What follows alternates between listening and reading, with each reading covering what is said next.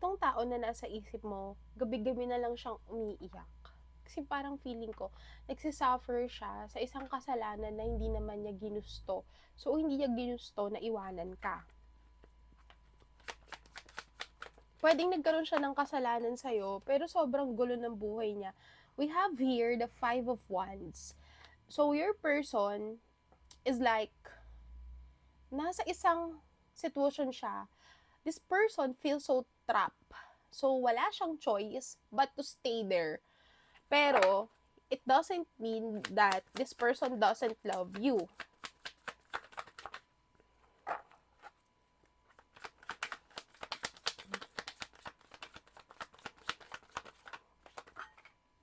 Okay, so we have here the Seven of Cups. I feel like your person wanted to explain things with you and gusto niya gusto niya, actually gusto niyang hanapin yung sarili